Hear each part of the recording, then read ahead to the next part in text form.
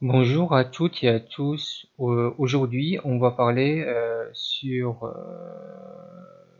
comment on peut accéder à nos enregistrements TV et comment on peut les programmer à partir de Kodi.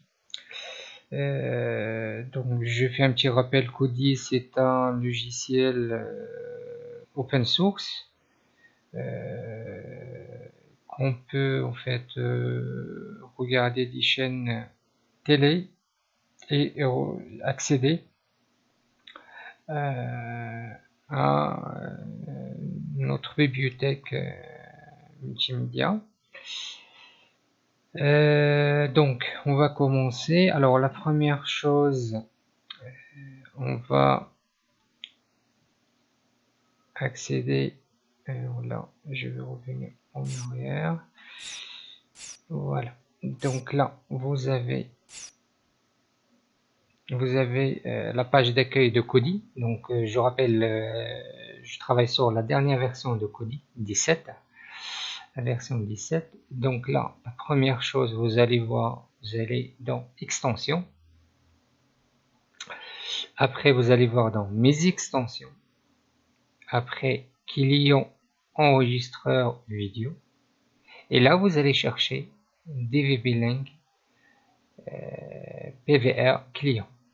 Donc là, vous aurez l'interface de DVB Link, le module DVB Link PVR client. Par la suite, on va l'activer. Une fois il est activé, et bien dans ce cas-là, on va y aller dans configurer.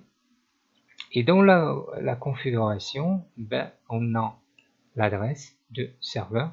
Donc là, je vais mettre l'adresse locale 192.168.1.25. Le port, ben, je laisse par défaut 8100.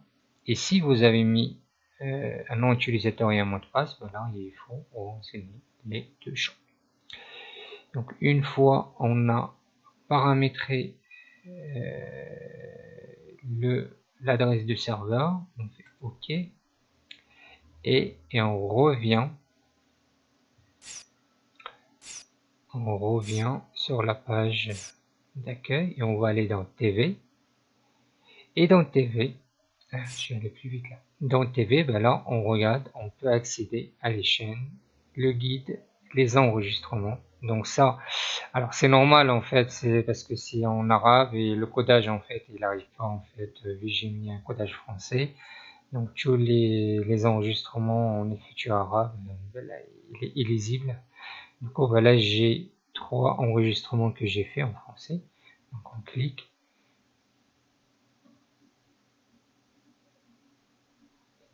Et là, on attend que ça fonctionne.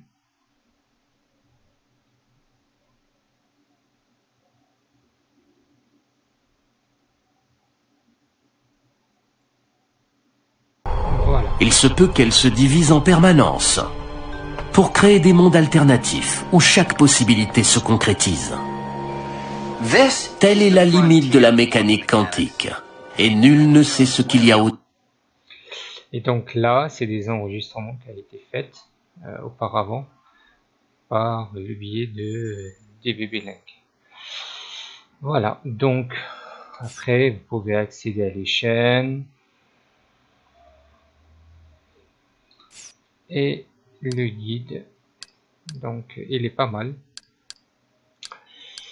Voilà, donc ça, c'est une troisième méthode en fait pour accéder à l'ensemble des enregistrements. Et là même, on peut aller dans les programmations. J'ai jamais fait ça, mais je vais voir ce que ça donne. Ajouter, et là, hop, on peut programmer à partir de Kodi l'ensemble des programmations qu'on veut.